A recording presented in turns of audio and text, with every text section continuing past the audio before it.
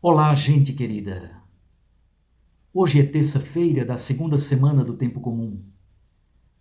Nós estamos meditando esses textos de controvérsia sobre o tema do sábado e hoje encontramos mais uma delas: os discípulos que comem espigas, provavelmente de trigo, em dia de sábado.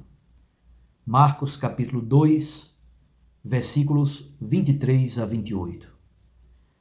Jesus estava passando por uns campos de trigo em dia de sábado.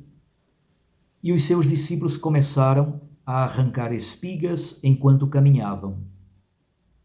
Então os fariseus disseram a Jesus: Olha, por que eles fazem em dia de sábado o que não é permitido? Jesus lhes disse: Por acaso nunca lestes o que Davi e seus companheiros fizeram quando passaram necessidade e tiveram fome? Como ele entrou na casa de Deus no tempo em que Abiatar era sumo sacerdote, comeu os pães oferecidos a Deus e os deu também aos seus companheiros? No entanto, somente aos sacerdotes é permitido comer estes pães. E acrescentou: O sábado foi feito para o homem e não o homem para o sábado.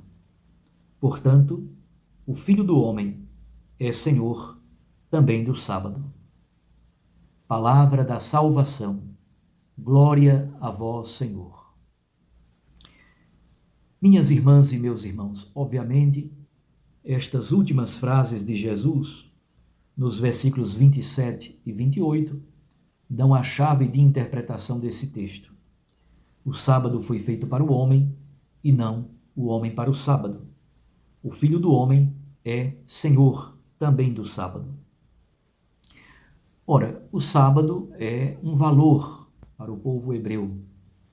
Não sabemos com clareza quando essa instituição do repouso sabático foi oficialmente colocada como norma para o povo de Israel. Muito provavelmente no período do exílio babilônico.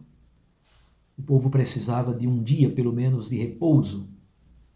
E para que era utilizado o sábado, especialmente a partir do exílio?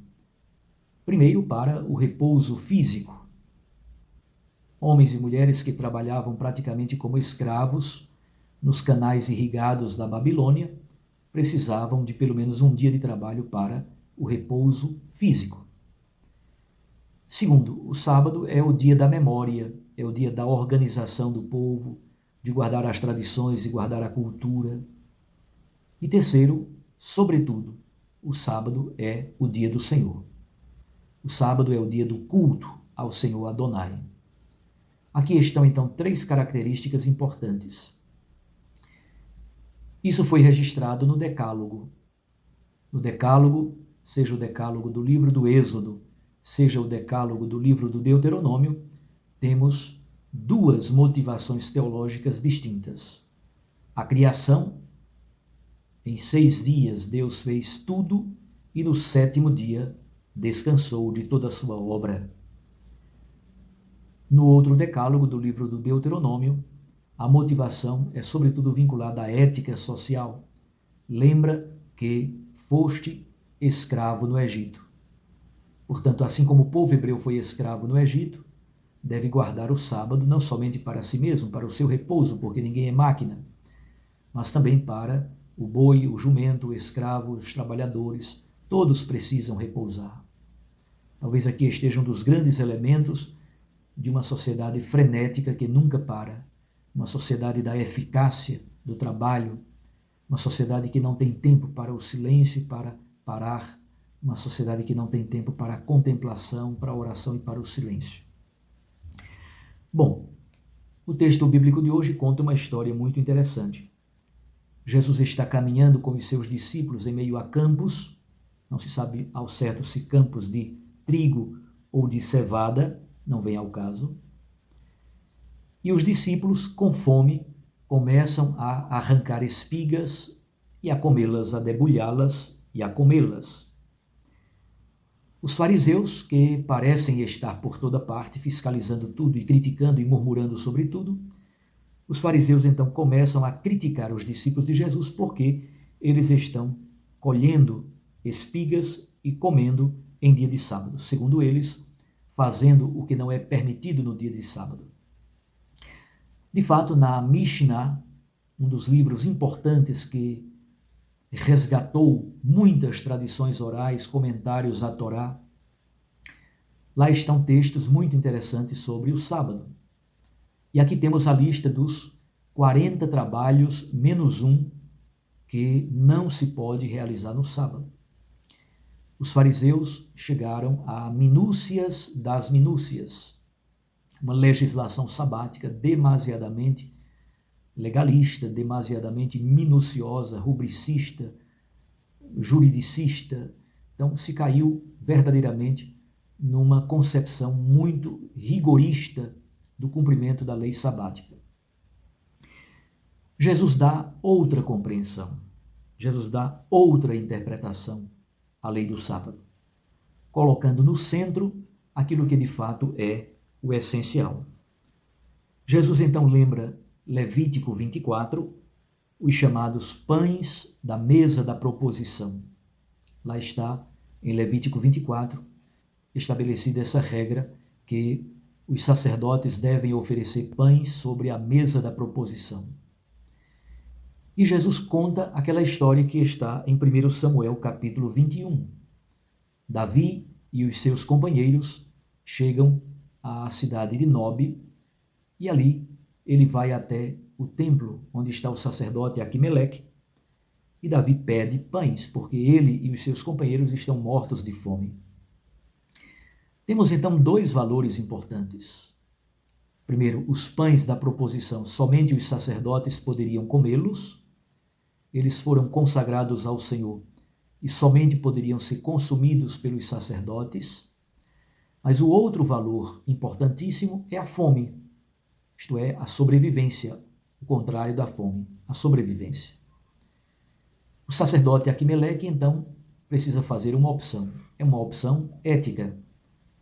Tem que discernir entre o cumprimento estrito de uma lei, que está no livro do Levítico, capítulo 24, ou salvar a vida de Davi e dos seus companheiros que estão mortos de fome. Qual é o valor principal? A vida do faminto ou guardar a lei que dizia que os pães da proposição só podem ser comidos, consumidos pelos sacerdotes? É bonito que Aquimeleque faz o discernimento pela vida e dá a Davi os 12 pães que ali estavam oferecidos no templo em Nob.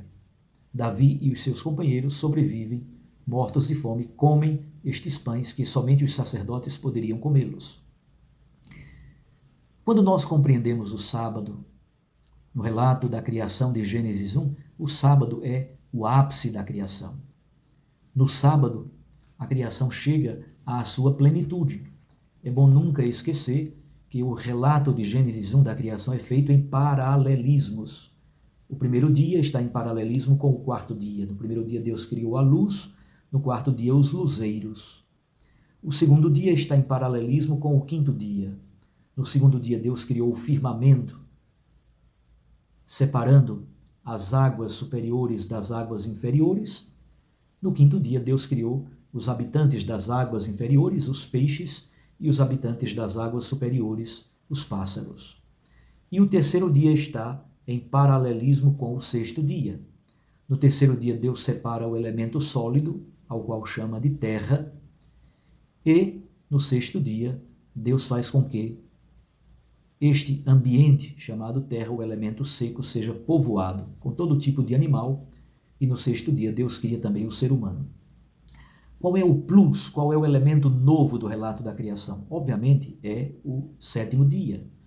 No sétimo dia, a criação chega ao seu esplendor máximo, chega à sua plenitude. O sétimo dia é, de fato, o esplendor máximo da criação. Portanto, o sentido fundamental do sábado é o respeito radical à vida. A criação no seu esplendor máximo, onde quer que a criação esteja estragada e que não tenha chegado ao seu esplendor máximo, aqui não se cumpriu plenamente o sábado. O sábado se torna um tempo cairológico, um tempo escatológico, o tempo de Deus, o tempo da salvação. É por isso que Jesus não tem problema nenhum de curar ou de permitir que os seus discípulos arranquem espigas e matem a fome no sábado. Porque Jesus sabe que o sábado é o centro da vida, é o esplendor máximo da vida e da criação. O elemento fundamental é matar a fome dos filhos de Deus, mesmo que, para isso, teoricamente, se descumpra o repouso sabático. Na verdade, Jesus não descumpre o sábado, ao contrário, ele cumpre o sábado na sua plenitude. A grande pergunta da liturgia de hoje é sobre as nossas leis. As leis devem estar a serviço da vida. Obviamente, nós não queremos coisas bagunçadas, desorganizadas, estrambelhadas, não. As leis ajudam a organizar um pouco as coisas. As normas oferecem alguma organização importante. Mas quando estas leis, quando estas normas impedem que a vida chegue ao seu esplendor máximo, aqui há uma incompatibilidade fundamental entre um valor principal, que é a vida, matar a fome de uma pessoa que está faminta, e o outro valor, que embora é importante, diante daquele valor supremo e máximo, ele se torna um valor relativo. Perguntemos-nos então pelas nossas leis, as leis da igreja, elas estão de fato a serviço da vida? Ao mesmo tempo, observemos todo tipo de hipocrisia de fariseus que só estão sempre prontos e preparados com o dedo em riste para apontar os erros, murmurar, para criticar alguém. Não é essa a postura dos filhos de Deus, e não deve ser essa a postura dos filhos e filhas de Deus. A serviço da vida, a serviço da dignidade, a serviço dos grandes valores. E onde quer que haja um filho de Deus passando fome, todas as outras leis se tornam relativas diante da defesa da vida no seu aspecto mais primário, a defesa da vida de alguém que está morrendo de fome. O sábado é cumprido na sua plenitude, no seu esplendor máximo, porque a vida foi defendida. O sábado foi feito para o homem, e não o homem para o sábado. Jesus Cristo é Senhor também do sábado. Que Deus possa então nos iluminar e nos dar muito discernimento para vivermos bem e corretamente aquilo que a lei representa, mas nunca colocarmos valores supremos abaixo de leis, de normas, de questiúnculas que de fato destroem fundamentalmente o valor supremo da vida e do louvor ao Deus da criação. Um abraço a você, fique com Deus e com sua Mãe Maria Santíssima. Deus o abençoe, o proteja e o guarde. Em nome do Pai, e do Filho, e do Espírito Santo. Amém.